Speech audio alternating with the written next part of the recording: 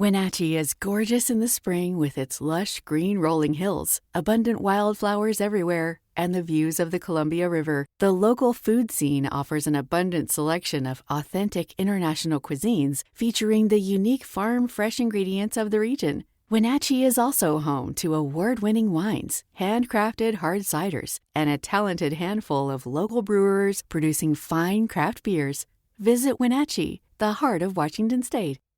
New on Curiosity Stream. Deformed trees, mutated wildlife, and no humans for miles. 10 years after the disaster at Fukushima, see what this irradiated ecosystem can teach us about nuclear fallout on Radioactive Forest. Plus, looking for the most diverse marine life on the planet? Dive into the Coral Triangle and experience a frenzy of wildlife you've got to see to believe on nature's greatest secret. It's all on Curiosity Stream. Annual plans are $20, just $1.67 a month. Visit curiositystream.com. Hey, this is BJ. Thanks for listening to our show's podcast. If you're a fan of all things geeky, you should check out my other podcast, BJ Shea's Geek Nation. We have new episodes every day, and you can check it out at bjgeeknation.com. Your home is going into foreclosure and you feel like a financial wreck. You don't know where to turn for accurate information. I'm bankruptcy attorney Travis Gagne. Let's talk about some legal options. If we work quickly, we can propose a plan to save your home, modify the loan, or in many cases even eliminate your second mortgage. The consultation is free. I've helped hundreds of people just like you make informed decisions about whether to save their home or exit it on a reasonable, organized timeline. The chapter you choose sets the tone for the next chapter of your life. Please contact me today at choosetherightchapter.com. That's choosetherightchapter.com. 99.9 KISW, the Rock of Seattle.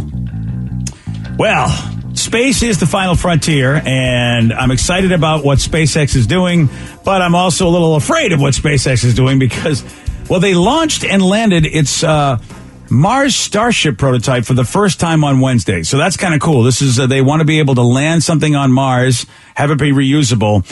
But here's the problem. They did land it, and they launched and landed it. That was cool. But then a few minutes later, it exploded on the landing pad. So how are you going to convince me to go on these things? Yeah, I mean, hey, we can launch you to Mars, right. We can land you on Mars, and then we can blow you up on Mars. It seems like a wonderful adventure. Come along for the ride. Yeah. Now, SpaceX is going, you don't understand. This is a huge step. Right. Oh, really? I guess because they landed it. The idea is that they were very excited they actually land this thing.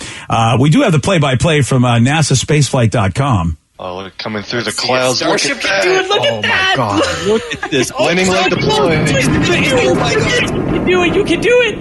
Is it going to stay? Oh Is it landed? It did it! No. It did it! Yes. It's on the ground! Vertical. It's vertical! So if it was a slightly little faster... Whoa! Oh, my God. There you go. There's your methane leak. Boom! Wow. Okay, so there's one guy in the background who's probably the me of the group. There's your leak. I told you. You want me to go on this crap? Yeah, you didn't listen to me. And they're all going, oh, shut up, BJ. We still landed it. That's what we're trying to do. There was nobody on board. Everything is fine. But, yeah, they're excited. They did what they wanted to do, and then it blew up. And I'm like, yeah, I'll tell you what, call me back a couple of years. Let's see how things are doing. What's the timeline on this? I don't know anything about what's going on with the SpaceX stuff. It's going to be next February, Steve. They want to take you to Mars next February. Good. My advice to you, though, is to wear a fireproof suit just in case. And, be prepared for a small explosion. Fill out a will. Yeah. Oh, yeah. Welcome to SpaceX. Have you filled out your will yet? Like, I mean, I got to imagine they have some kind of idea of when they want to eventually have humans on this thing. But I feel like you got to go a good year without exploding before I'd even feel comfortable on something like this. Yeah, I think, what is it, like a 3-year trip to Mars? So I don't know how. It's nuts to think that you'd be trapped in whatever it is that they put you in for 3 years. Like, you're not going to have a whole lot to run around in. Looking at the SpaceX site, it doesn't say how soon they want to get us to Mars, but it does say it only takes 6 months for them to get to Mars. Oh, it's only 6 months? Yeah. Oh, I don't know why I thought 3 years. Okay, 6 months. I mean, still 6 months in a little capsule or whatever they put you in. That's a long time. Yeah, still is. Yeah, man, I don't know what's more dangerous, this or that action park, theme park that I grew up going to, man. Seems like those rides are a little bit maybe more dangerous, but I don't want to go on any of these anymore. Yeah. How many of the Action Park ones exploded? None. They skinned my knee. Yeah. Somebody, I think, got scalped at one of them. But other than that, people still lived. Steve, are we not sure? We really haven't taken a look at the SpaceX roster as far as investors. Are we sure that Action Park isn't actually a subsidiary, or this is a subsidiary of Action Park? I don't know. Wow, right. I feel like SpaceX brought to you by the cast of Jackass. Is there going to be another documentary? They had no idea that Action Park went to space. Yeah, well, it's exciting, and at the same time, I don't know about this. Yeah, it's exciting, but at this point, I just feel like they're just setting things up to watch them explode. We already have fireworks. Yeah, but we want to be able to land them. These are like really expensive fireworks. You're absolutely right. Really send a firework up, have it come down to land, then it explodes on the ground where it's probably not going to hurt anybody, right? Fireworks are safe if you blow them up on the ground, right? Yeah. Yeah. Sure. Well, I hope this is the beginning of something. They seem to be very excited that they were able to land this thing. I know they want reusable rockets too. So that's the idea, is like parts that are reusable so that it's not so expensive. Well, you can't reuse them if they keep blowing up. Okay, Steve, look, we are working on it. If you would get off my back about this, I'm doing my best. God dang it, I told them about the methane leak. They don't listen to me, Steve. It's those Action Park people. Right. They just want excitement. They just want SpaceX, where we just want excitement. Oh, man. Some fine-brain, you might die. You might die, but hey, you might get to Mars, and you might get both. A police chief was just busted for setting people's homes, garages, and cars on fire. Did I tell you he was the police chief? Why was he doing this? Steve's going to tell you why. He's got the Miggs Report for you at 6:17 on The Rock. BJ and Miggs, mornings on The Rock, 99.9 KISW. Wenatchee is gorgeous in the spring with its lush green rolling hills, abundant wildflowers everywhere, and the views of the Columbia River. The local food scene offers an abundant selection of authentic international cuisines featuring the unique farm-fresh ingredients of the region. Wenatchee is also home to award-winning wines, handcrafted hard ciders, and a talented handful of local brewers producing fine craft beers. Visit Wenatchee, the heart of Washington State. New on Curiosity Stream. Deformed trees, mutated wildlife, and no humans for miles. 10 years after the disaster at Fukushima, see what this irradiated ecosystem can teach us about nuclear fallout on Radioactive Forest. Plus, looking for the most diverse marine life on the planet? Dive into the Coral Triangle and experience a frenzy of wildlife you've got to see to believe on nature's greatest secret. It's all on Curiosity Stream. Annual plans are $20, just $1.67 a month. Visit curiositystream.com. Spend less time in the laundry room and more time doing the things you love. Introducing the Samsung Smart Top Load Laundry Pair, now available at Lowe's. The washer's large capacity means you can fit more in every load. Plus, its super speed setting washes a full load in only 28 minutes. Shop the smart washer that will streamline laundry day, backed by Lowe's Price Promise. Based on using super speed on a normal cycle with an 8-pound load. Terms apply. See Lowe's.com/price promise for details. U.S. only. 99.9 KISW, The Rock of Seattle. Well informed on the issues of the day? Not this guy. Live from the KISW News Center in downtown Seattle, this is the Miggs Report. Well, thanks, you guys. Thanks to Kia Up You All for giving us the Miggs Report. Today is the day to put some gravy on your French fries because it's National Poutine Day. Ooh, nice. That's a good call. Or as us uncultured kids in college used to call it, just gravy fries. We didn't know that there was a name for it. We're just like, you want to get some of them gravy fries in Burlington? Because we'd go to Vermont and they had some great gravy fries. That's a good idea. You know what? My buddies at Zulu's Board Game Cafe, I believe they got gravy fries there. Boom. They got the poutine. I might have to have some in celebration today. Well, hopefully they also have the Green Fairy because today is National Absinthe Day. Oh, boy, does that bring back the memories. Right. And actually, we got an email earlier this morning from someone saying that let me know it was Absinthe Day. And they're like, please replay the interview that you guys did when you were drunk on absinthe. So if we have time after the Miggs Report, we'll have to delve into the The past days. And it's the 50th anniversary of KSW. We're looking back on some of our favorite memories, and I think us getting drunk on absinthe might be one of them. Yeah, I think you're absolutely right. It's a highlight of KISW's career. Oh, yes. Absolutely. At least of mine. Not really. All right, let's talk about this guy in Maryland. I don't know if this is the highlight of his career. He's a police chief. Actually, he's a former police chief. Oh, really? He's facing arson and attempted murder charges because he was setting people's homes, garages, and cars on fire. Okay, what? And he was a police chief while all this was going on. All right. Any guesses on why he was doing this, BJ? Any guesses on why?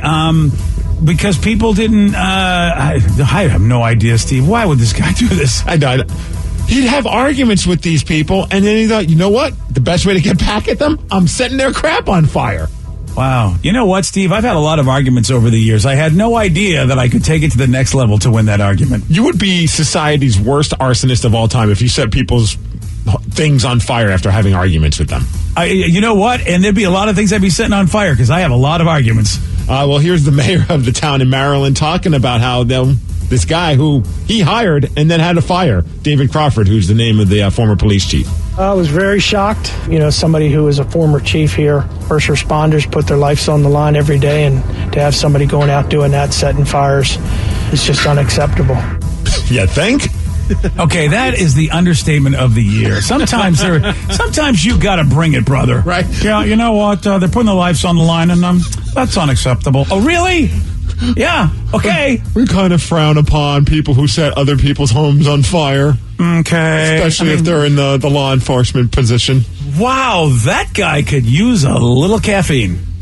Well, here he is stuck having to talk about a guy he once hired that's setting people's homes on fire, cars on fire, and garages on fire after he has arguments with them. By the way, I don't like that mayor anymore. Look, you hired a guy that basically does the exact opposite of what he's supposed to do. He contributes to the problem that you hired him to fix. Do any of you want to know what the arguments were about? Are these super intense arguments, or are they any arguments? Oh, it's got to be the pineapple on pizza. That's a reason to set somebody's house on fire if they don't have pineapple on their pizza. I feel like sometimes I'm worried about Danny and that he's going to get revenge on me because I love having pineapples on my pizza. Yeah, have you checked your garage lately? Damn it, let me text my wife. He's quarantining. Now I know what's going on with Danny. Oh, yeah. And here's the thing. He's not the only idiot that's involved of being somebody that you're supposed to do reputable and respectable things. There's a lawmaker in Hawaii. Her name is Sharon Har, and she's a state representative. And she's also known for being someone that was pushing for really tough DUI laws back in 2008 because she was hit by a drunk driver. And she's like, you know what? We're going to throw the book at these drunk drivers. And I think you know where I'm going with this. She was just arrested for drinking and driving. Ah, there you go. Wow. Yep. She was hit by a drunk driver. So it's not, you know what I mean? It's like, she's so what are you doing? Oh, fair. That was 13 years ago. People change, BJ. Oh, you're right. She said, hey, if you can't beat I'm Salem, huh? She's driving her Mercedes, a 2019 Mercedes. It was facing the wrong way on a one-way street, so apparently they pay well as state representatives in Hawaii. Anyways, she refused to take a breath test, a blood test, and all that, so her driver's license was immediately revoked for 2 years because that was one of the penalties that she helped implement. That is fantastic. I love that. She later apologized, saying, I'm embarrassed. I didn't know. I'm not sure what she didn't know. What? But she also said that you wrote the damn policy! She also blamed prescription medication, which might be the case, but if they smelled alcohol in her breath, that means she was mixing alcohol with her prescription medication. Yeah, you know something? I'm on prescription medication, and in no time on the bottle does it say, all right, listen, this controls your high blood pressure, and you know what? You should really go out and get tanked. All right, we have some good news. This guy in Australia might be the ultimate man. He just set a world record for running a marathon. Now, that's already impressive. He did a marathon. He did it in 16 hours and 12 minutes. And you're like, okay, well, why'd take that amount of time? Because he pulled a 1.6-ton truck behind him while running the marathon. Wow. Okay. And they're like, dude, how you feeling that day? He goes, I'm not sore, so I'm good. Wow. He did it for charity. But until he does it like that dude in the Jim Rose, remember the Jim Rose guy? Oh, where he pulls it with his dong? Yeah, until he does that, he really isn't the ultimate man to me. Okay? Come back to me when you pull a truck with your dong. Come on, buddy. And not just pull it, but you actually do a marathon. Yeah, exactly. Come back. Come on. You know what? Come back to me when you land a rocket and it doesn't explode. Right. You know what? I'm done with you people. Sure, you can do a 5K pulling a truck with your dong, but can you do a marathon? Yeah, exactly. Come on. All right, as far as weather, it's going to be 48 degrees today. We're going to have rain. Yay. Not really. And that's the Migs Report. That's what's up. I've been enjoying the sun, man. It's been so nice. I know, dude. I know. It's we get spoiled, and I mean, and I'm worried. One of my buddies goes, there's going to be more snow. I go, what are you talking about? Yeah. And he's like, oh, Puxatawny pain in the ass over there. He's like, hey, he told us we got more winter. Well, they said, I saw someone post on Facebook. I'm like, there's never been a truer meme, and it was just showing what Seattle seasons are like, and it shows winter. Teasing you to think that it's going into spring for for a week. Back to winter. And I'm like, gosh, man, it's never been more true than this moment right now. Yeah, I mean, Stephen, you and I both grew up in snowy areas, and I will tell you, when you see a bucket it just snow like it did on us a few weeks ago, that's going to stick around for months. And so to have it gone in a week is just insane, that level of snow, just how different our weather is. That was gone in a weekend. It showed up on Friday and Saturday, and then by Monday, it was as if the snow was never even there. It was crazy. Yeah, I know. My mother-in-law's like, how are you handling the snow, Bobby? And I'm like, oh, it's gone. And her brain can't comprehend that. What are you talking about? You got almost 2 feet. How is it almost gone? And I'm like, hey, it's how we do, okay? All right? Now I got to go pull this truck. I got to go. All right, so Steve, you did bring it up. It's National Absinthe Day. Big day. Yeah, and of course, one of the highlights of KISW's career. I'm really surprised. We got to talk to management because this should have been featured on, the day where we celebrate our 50th anniversary with all the different people we interviewed and everything. I don't know how this wasn't here because this might be the highlight of KISW's 50 years. And this was relatively early in our KISW existence. It's a morning show. Yes, it was. You're right. So there was a guy. Where was he from? He was from some other, Czechoslovakia, I think. He came from Prague, yeah, somewhere around there. Yeah, I remember. It's really hard to remember because of what he brought us. He'd bring us these bottles of absinthe, and he figured out a way to be able to sell them online just before you could get absinthe in certain stores. And this was not the watered down version of absinthe that we seem to have here. It was pretty legit. You start seeing things absent. Yes, it was. This was. I've been around a bunch of people that we've had beverages, whatever, and I've done drinking stuff on the radio before at different jobs I've had. I have never seen people react the way you guys reacted so quickly. That's how powerful this absinthe was. And and we decided, hey, you know what? We're going to continue with the regular scheduled program. And we had actor Glenn Morshower on the show, and he's done a lot of great parts. He was on 24, and oh man, was this a train wreck? And he showed up. He called in. Not showed up. If he showed up, that'd be even scary. But he called in maybe 2 hours in. I think it was about 2 hours into us drinking.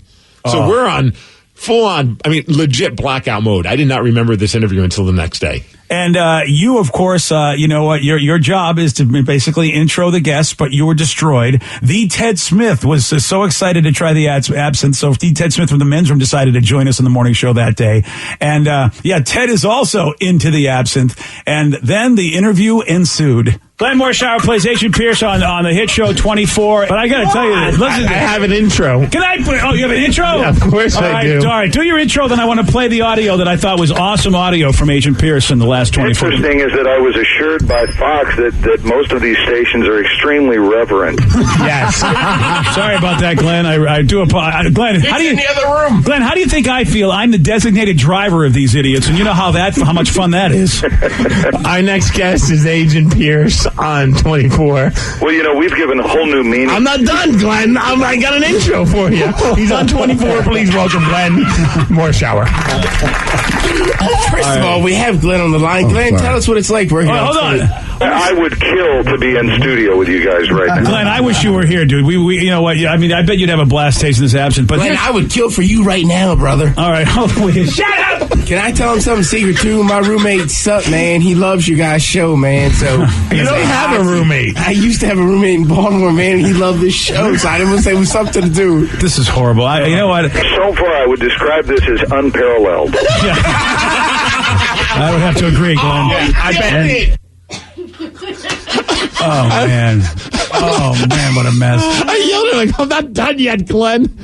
And then you basically go, here's Glenn Morshower. And then Ted goes, I would kill for you. And he goes, can I tell you a secret? My roommate likes your show. Yeah. So why is that a secret? I feel like the secret should have been I would kill for you. I feel like that's a much better secret than my new. Yes. Let me tell you something that's not a secret. I'd kill for you. The secret, oh yeah, I got a roommate, likes your show. Dude, every year when we end up playing this, I instantly get like this overwhelming feeling of embarrassment. And dude, I'm listening to myself. I was so jacked up. I mean, that was just my nerves going, I cannot believe I'm going to try to do a show. You guys were so destroyed. And you love that show and you love that guy. And here we are just pooping on your parade. I don't think I got to play that audio that I wanted to play. No. Not that we needed to. I feel like it was more entertaining just how it went down. And also on with us was former Seahawk Chad Eaton, who, I mean, we used to have Chad on a lot back in the day when he was playing for the Hawks. And man, Chad provided us with some great laughs. And he decided, you know what? He was drunk on the absinthe, so why shouldn't he ask Glenn Morshower a question? Can I get a, everybody get out! Now it's going to explode! Can I get one of those from you? Well, he's not the character. Yeah, you can. Watch, and I say it with great passion. You ready? Yes. Everybody get out now. It's going to explode. Thank you. Hey, BJ, can I ask you a real question? Now. Ted, I would like to interview this guy. What question do you have, Ted? He's got a southern accent, which is great. Morning, Glenn. Is in Big D. So you prefer brisket over like short ribs? Brisket. Glenn, I really wanted to interview you because I've seen a lot of your work on Star Trek. Unfortunately, my whole crew is drunk but me. Hey, but what Star Trek was he on? Which one? Enterprise. He was on Enterprise. Glenn, who did you play on Next Generation? I was on every Star Trek except Deep Space Nine. Yeah. Hey, listen, I look forward to seeing you guys at a 12-step meeting. Glenn, thank you so much. Promo. That's a promo. See, I'm still doing my producing job. I'm still thinking about what's good for the show, BJ. Yeah, that was fantastic. Wow. And why was I so disappointed that he didn't know that Enterprise? I'm yelling in the background like I'm a Star Trek fan. And it's Enterprise, you idiot. Yeah. Oh, that was really great. Oh man. And then I know that was funny. Ted's question about the brisket, and then he says the answer, and then you just hear Ted giggle. Like I don't. He's like, yeah. I'm not sure if that was what a noob or he's just like me. I'm not sure.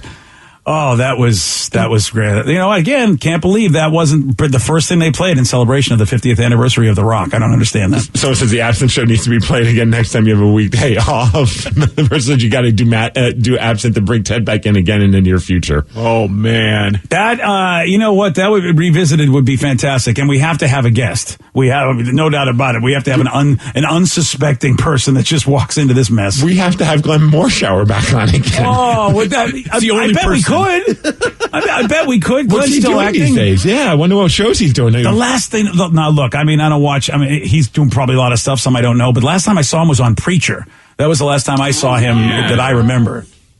But I don't know. He was a good sport. I mean, when you hear it back, he could have just hung up on us, and I think we would all understood why.